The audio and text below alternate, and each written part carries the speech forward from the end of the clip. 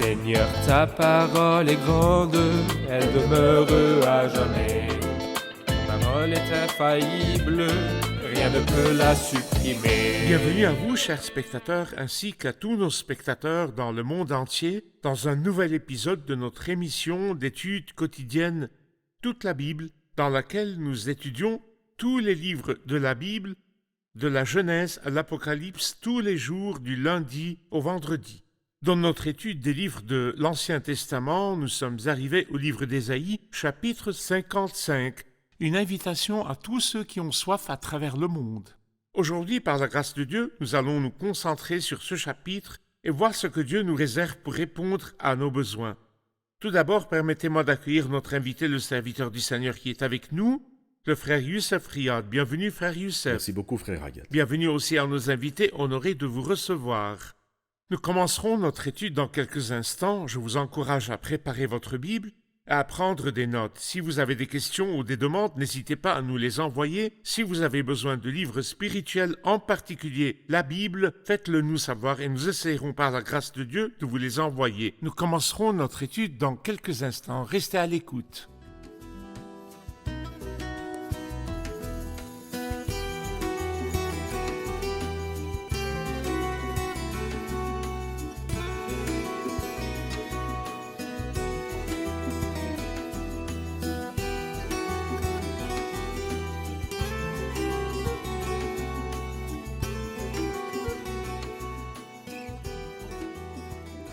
Bienvenue, frère Youssef. Vous de même, frère Agathe. Au chapitre 54, il y avait une invitation à Jérusalem.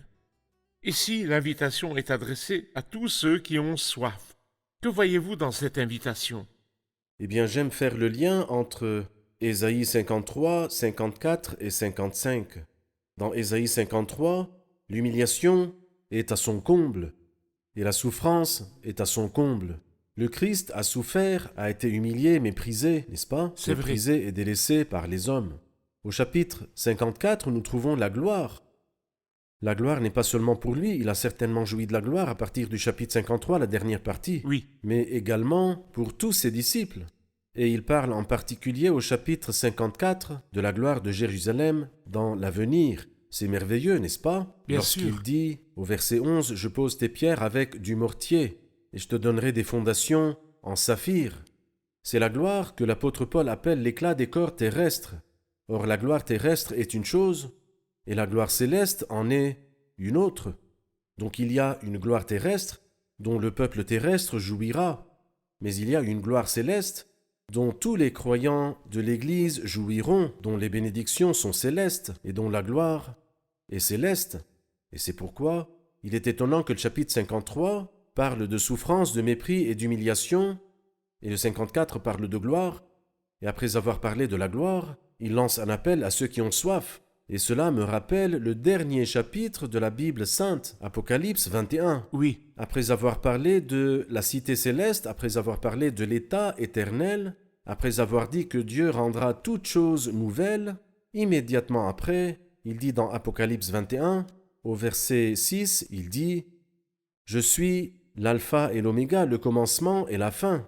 Et ensuite, à celui qui a soif, je donnerai à boire gratuitement de la source de l'eau de la vie. Alors quiconque, après avoir été informé de l'état éternel, a soif et désire ardemment ce genre de gloire, Dieu est prêt à vous le donner si vous venez à lui. Ce qu'il dit, c'est vous tous qui avez soif, pas seulement ceux d'Israël. Le chapitre précédent traitait d'Israël. Mais ce chapitre-là élargit le cercle au maximum, car il dit « vous tous qui Vous avez tous. soif », et il ajoute « venez vers l'eau vous tous qui avez soif, venez aux eaux. Même celui qui n'a pas d'argent, venez acheter et manger. Venez acheter du vin et du lait sans argent, sans rien payer. Pourquoi dépensez-vous de l'argent pour ce qui ne nourrit pas? Pourquoi travaillez-vous pour ce qui ne rassasie pas? Écoutez-moi vraiment, et vous mangerez ce qui est bon, vous savourerez des plats succulents. Tendez l'oreille et venez à moi. Écoutez donc et vous vivrez. Je conclurai avec vous une alliance éternelle pour vous assurer les grâces promises à David. Une invitation aux eaux, après quoi il dit « Vous prendrez du vin et du lait, de l'eau, du vin et du lait. » Que voyez-vous dans ce que Dieu met à la disposition de ceux qui ont soif? Oui, alors bien sûr, nous devons comprendre cela au sens spirituel. Exactement. Par exemple, tout d'abord, l'eau. Par exemple, au chapitre 43, « Je verserai de l'eau sur la terre qui a soif, je déverserai mon esprit. » Et dans l'évangile de Jean, chapitre 7, verset 37, le dernier jour, le grand jour de la fête, Jésus, debout, s'écria, « Si quelqu'un a soif, qu'il vienne à moi et qu'il boive. Je ne lui donnerai pas de l'eau. » Il dit cela à propos de l'esprit que devaient recevoir ceux qui croiraient en lui. Alors donc l'eau représente le Saint-Esprit. Parfait. Et le vin également représente le Saint-Esprit. Ne vous enivrez pas de vin, cela mène à la débauche, soyez au contraire Rempli de remplis l'esprit. de l'Esprit. En conséquence, lorsqu'il nous parle de l'eau et du vin, il nous parle de quelqu'un qui a été rassasié du Saint-Esprit et qui a été enivré du Saint-Esprit. Et puis il parle de lait, et je pense que nous voyons dans le lait la parole de Dieu. Et comme des enfants nouveau-nés désiraient le lait de la parole, l'Esprit de Dieu et la parole de Dieu, Dieu les offre à tous ceux qui ont soif, à tous ceux qui ne trouvent rien pour étancher leur soif, tout comme cette pauvre femme, la femme samaritaine, qui a épousé 5 hommes, et ça n'a pas marché. Elle n'a pas épousé le 6e, mais elle a vécu avec lui dans le péché. Mais la pauvre femme n'était pas satisfaite, elle n'a pas du tout été rassasiée, donc le Christ a dit, il en est assez. Moi, je te donnerai l'eau vive. Et ici, il parlait bien sûr du don du Saint-Esprit. Frère Youssef, pouvez-vous commenter l'ordre suivant? Écoutez-moi vraiment et vous mangerez ce qui est bon, vous savourerez des plats succulents. Je peux imaginer quelqu'un qui veut prendre cet ordre dans le sens inverse. Il veut savourer, il veut être satisfait, il veut recevoir les bénédictions de Dieu, il veut se réjouir, il veut tout, mais sans s'arrêter pour écouter. Que voyez-vous là? Eh bien, en fait, l'ordre est extrêmement important. C'est-à-dire, tout d'abord, il dit, vous qui avez soif, venez aux eaux. Et nous avons appris que c'est une image de la parole de Dieu, comme il nous le dit dans le même chapitre, dans la dernière partie, où il dit ces paroles, « La pluie et la neige descendent du ciel et arrosent la terre. Il en va de même pour ma parole, celle qui sort de ma bouche. Venez donc entendre la parole de Dieu. » Et après avoir entendu la parole de Dieu, il dit ces paroles, « Écoutez-moi vraiment, et vous mangerez ce qui est bon, vous savourerez des plats succulents. » Et en fait, ici, le mot succulent est bien sûr au sens spirituel. Dans le psaume 63, il dit « Je serai rassasié comme par une nourriture succulente et abondante. » Et dans le psaume 36, « Il se rassasie de l'abondance de ta maison et tu les fais boire au torrent de tes délices. » Il y a une nourriture abondante dans la maison, qui n'est autre que la parole réconfortante, joyeuse et satisfaisante à laquelle le Seigneur nous invite. Verset 3. Tendez l'oreille et venez à moi. Écoutez donc et vous vivrez. Je conclurai avec vous une alliance éternelle pour vous assurer les grâces promises à David. Je voudrais m'arrêter sur l'alliance éternelle et les grâces promises à David. Une alliance est généralement conclue entre deux parties. Il y avait une ancienne alliance entre Dieu et son peuple. Mais cette alliance n'a pas marché. Et en fait, nous lisons ces paroles dans l'Épître aux Hébreux au chapitre 8. Si la première alliance avait été irréprochable, il n'aurait pas été question de la remplacer par une seconde, puisque la première était parfaite. En réalité, la première alliance était parfaite. Le défaut était qu'elle était entre deux parties, entre Dieu et l'homme. Dieu est parfait, et ce qu'il a dit, il le fera, et l'homme est en échec, et ce qu'il a dit, il ne le fera pas. C'est le problème de l'ancienne alliance. Mais Dieu a promis une nouvelle alliance. Et cette nouvelle alliance est appelée l'alliance éternelle, qui durera pour toujours. Et lorsque vous lirez les termes de cette nouvelle alliance, dans la prophétie de Jérémie, vous découvrirez qu'aucun de ces termes ne me concerne à moi. C'est comme si l'alliance a été transformée en une promesse. En effet, je pardonnerai leurs injustices, moi j'écrirai ma loi dans leur cœur, moi, le Seigneur. Mais que dois-je faire, Seigneur? Tu recevras les bénédictions toutes prêtes. Et c'est pourquoi il dit ces paroles. Écoutez donc, et vous vivrez. Et cela nous rappelle Jean chapitre 5, verset 24. Celui qui écoute ma parole et qui croit à celui qui m'a envoyé a la vie éternelle. Écoutez donc et vous vivrez. Je conclurai avec vous une alliance éternelle, c'est-à-dire la nouvelle alliance, cette alliance qui vient de Dieu, toute par grâce, les grâces promises à David. On dit parfois que l'ancienne alliance est l'alliance de Dieu avec son peuple terrestre, que la nouvelle alliance est l'alliance de Dieu avec l'Église, et que l'Église vit dans la nouvelle alliance. Je voudrais corriger cette information. Oui, bien sûr, elle est fausse, parce que le livre de Jérémie au chapitre 34 dit « Je conclurai avec ce peuple une alliance éternelle. Elle ne sera pas comme l'alliance que j'ai conclue avec leurs ancêtres le jour où je les ai pris par la main pour les faire sortir d'Égypte. L'ancienne alliance était avec Israël et la nouvelle est aussi avec Israël. Cette affirmation est claire dans Jérémie 34 et dans l'Épître aux Hébreux au chapitre 8. Quelqu'un a dit une phrase qui m'a plu. Il dit « Est-il possible à un père de conclure une alliance avec ses enfants si nous-mêmes nous sommes maintenant enfants de Dieu ?» Mais à tous ceux qui ont accepté le Christ, il a donné le droit de devenir enfants de Dieu. Il est tout à fait naturel que toutes les richesses du Père soient données à ses enfants, et sans alliance, bien sûr, nous sommes ses enfants.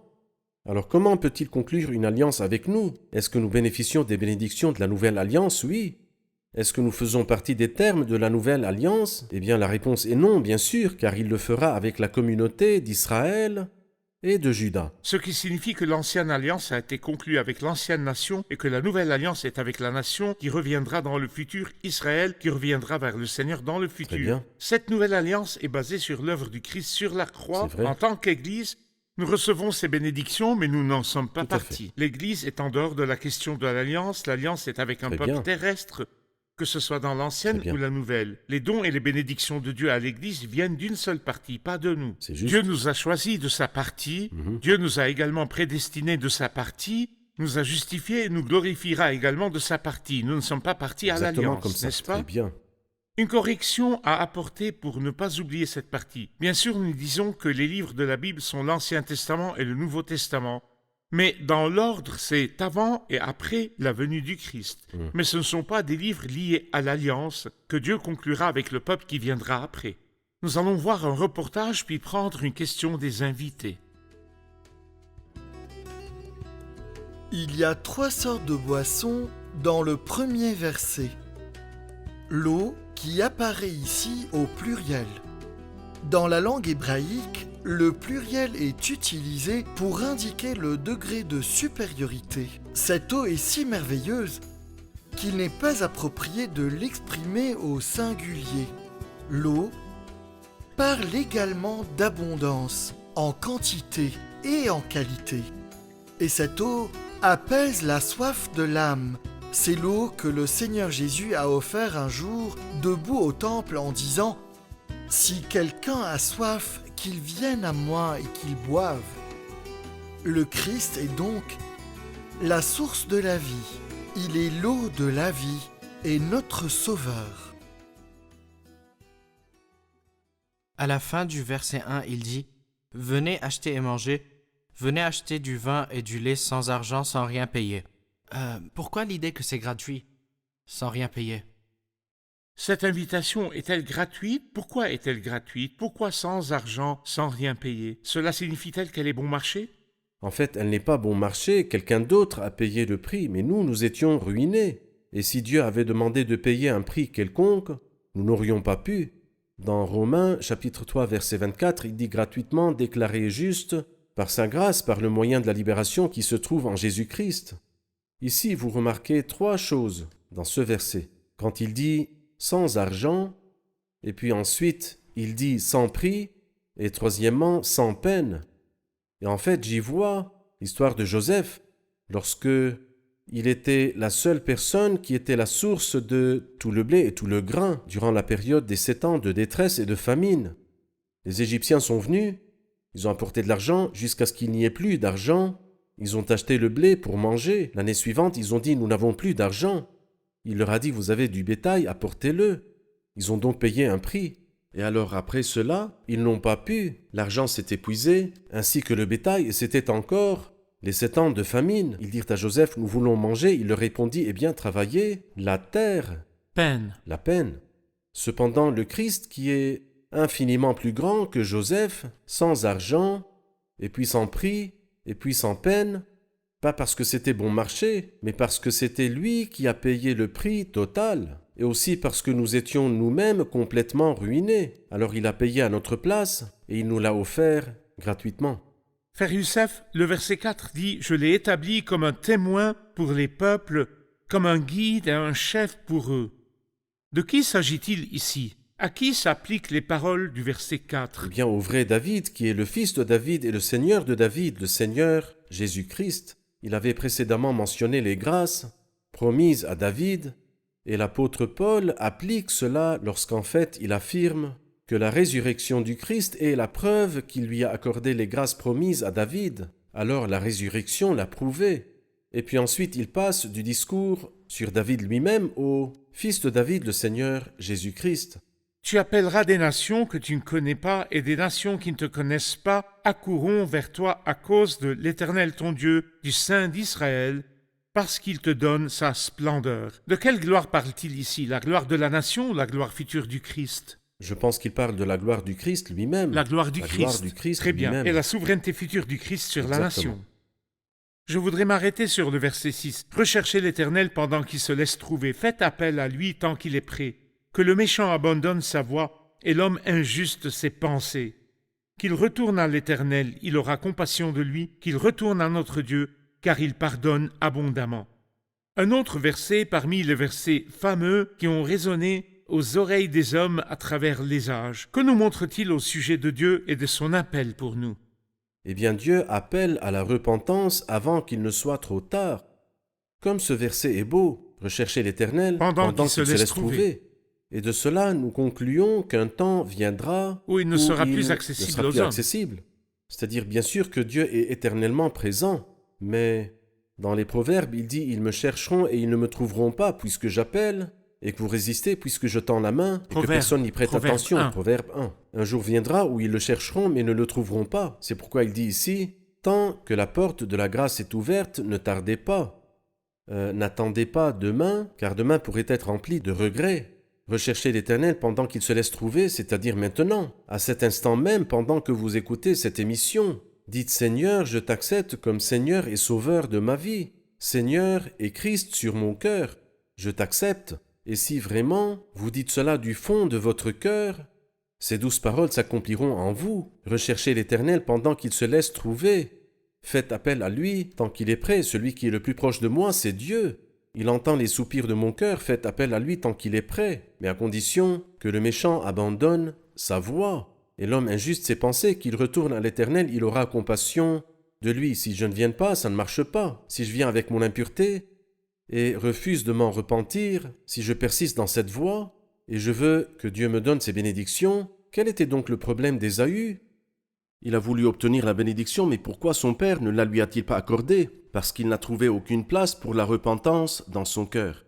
Ésaü voulait obtenir la bénédiction d'Isaac et voulait vivre dans le péché, ça ne marche pas. Si tu veux la bénédiction, tu dois te repentir, c'est pourquoi il dit qu'il change d'attitude.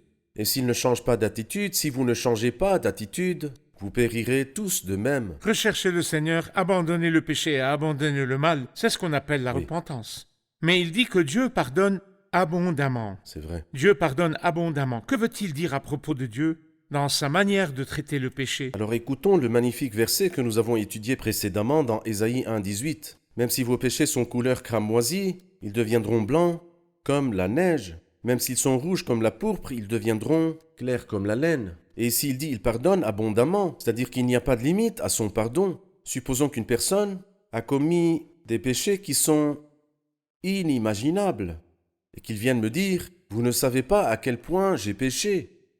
J'ai péché bien plus que vous ne pouvez l'imaginer. » Alors que devrais-je lui répondre? Je lui citerai le magnifique verset de la première épître de Jean au chapitre 1 « Le sang de Jésus-Christ, son Fils, nous purifie de Tout péché. tout péché. » C'est-à-dire, si vous arrivez à remplir les murs de cette pièce tout entière avec les péchés hideux que vous avez commis, je vous répondrai en vous disant que le sang de Jésus-Christ, son Fils, nous purifie de tout péché, car il pardonne abondamment. Prenons une question de nos invités.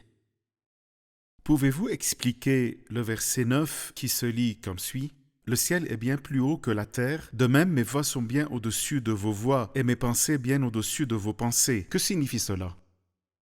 Une explication du verset 9, frère Youssef.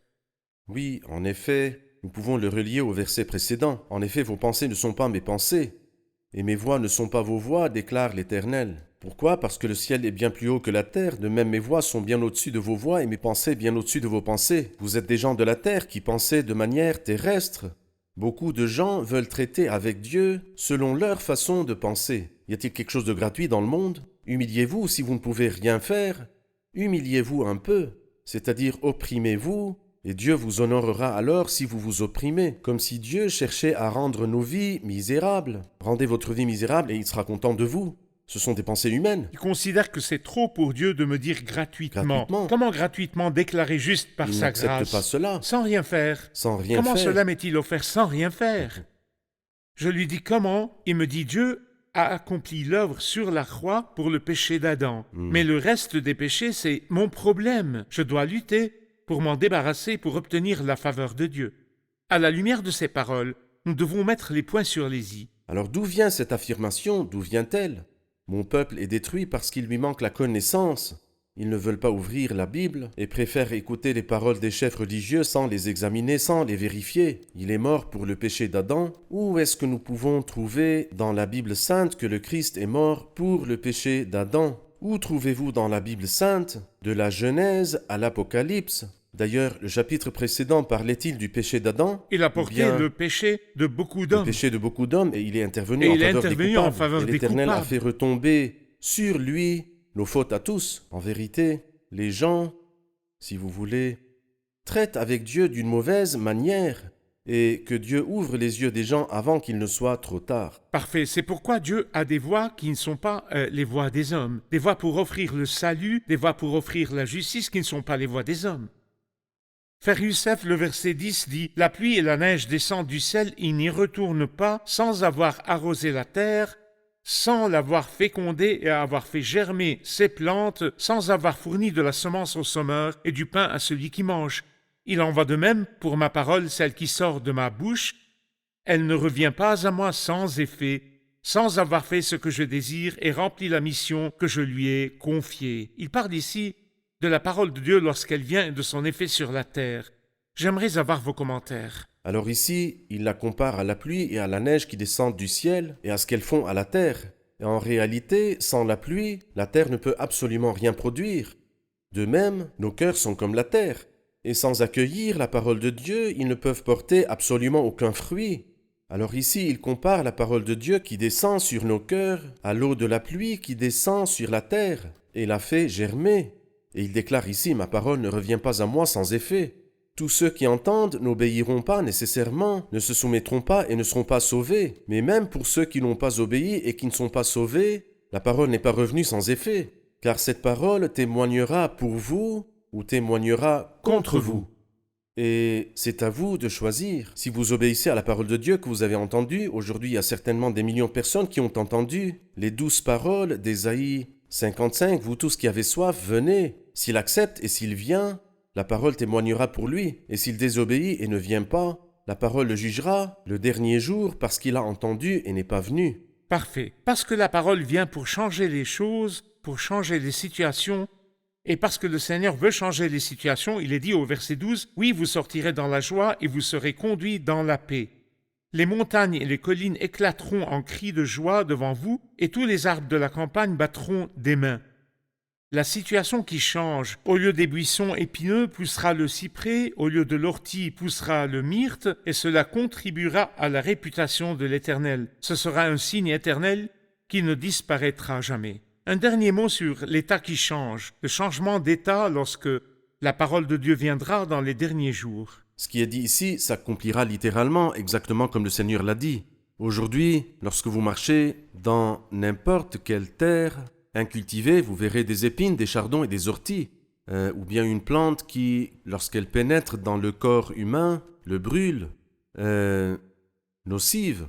Mais au lieu de ces plantes qui sont nocives, pousseront le cyprès, un arbre respectable, et le myrte, un arbre persistant respectable. En d'autres termes, il veut dire que Dieu changera la nature, la nature physique du sol dans les jours qui sont à venir. Au moment de la restauration Oui, au moment totale sous le de la règne du restauration Messie totale. dans le règne C'est millénaire. juste. Et maintenant, moralement, lorsque la parole de Dieu viendra, après que nos cœurs auront été remplis de haine, de mal et d'impureté, du mal envers les autres, elle produira des choses complètement différentes, elle produira des fruits qui glorifient Dieu. Merci frère Youssef, que Dieu vous bénisse. Revoyons l'épisode avec nos invités.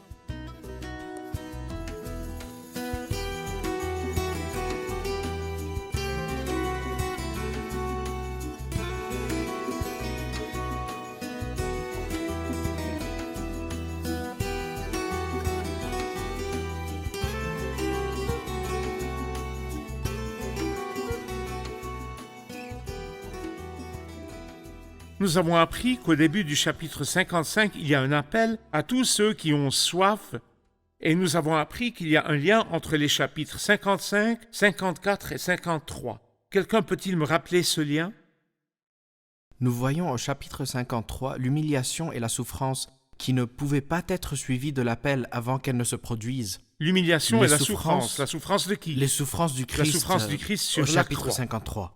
Au chapitre 54, nous voyons la gloire qu'il récoltait à cause de ses souffrances. C'était pour Jérusalem. Et au chapitre 55, l'appel est pour ceux qui ont soif, pour qu'on puisse également le partager. Parfait. L'appel s'adresse au monde entier sur la base de l'œuvre du Christ sur la croix. Très bien. Parfait. Eh bien, le verset 3 parle de ce qu'on appelle l'alliance éternelle. Tendez l'oreille et venez à moi. Écoutez donc et vous vivrez. Je conclurai avec vous une alliance éternelle pour vous assurer les grâces promises à David. Qu'est-ce que l'alliance éternelle ou la nouvelle alliance? Et en quoi cela nous concerne-t-il? Y sommes-nous partis en tant qu'Église? Nous avons appris que l'ancienne alliance était entre Dieu et le peuple d'Israël, les ancêtres, mais Dieu conclura une nouvelle alliance dans le futur après la grande tribulation. Cette alliance est fondée sur la croix. En tant qu'Église, nous ne faisons pas partie de la nouvelle alliance. Le peuple d'Israël en fait toujours partie. Elle est entre qui et qui? Elle est entre Dieu et le peuple Le d'Israël. peuple d'Israël qui reviendra vers lui dans la repentance dans le futur. Parfait. Mais en tant qu'Église, nous aurons toutes les bénédictions sans entrer dans l'alliance. Parfait. Dieu nous a bénis de toute bénédiction spirituelle dans les lieux célestes. Qu'en Très bien. pensez-vous, frère Très Youssef? bien. Parfait. Un dernier commentaire sur le verset 6 qui dit « Recherchez l'Éternel pendant qu'il se laisse trouver. Faites appel à lui tant qu'il est prêt. » Quelqu'un pourrait dire que tant que Dieu est présent en tout lieu et en tout temps, c'est une carte ouverte qui me promet de rechercher Dieu en tout lieu et en tout temps. Quelqu'un peut-il nous répondre?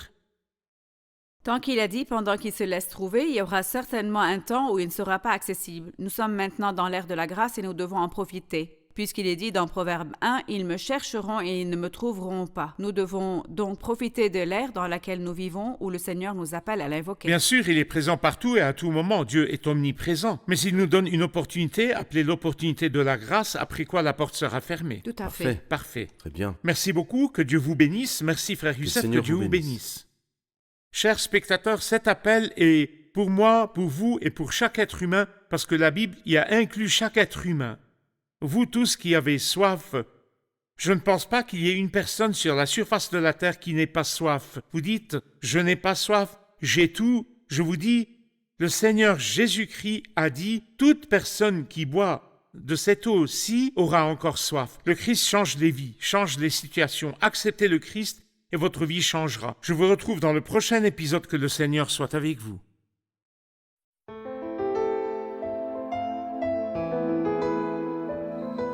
Seigneur, ta parole est grande, elle demeure à jamais.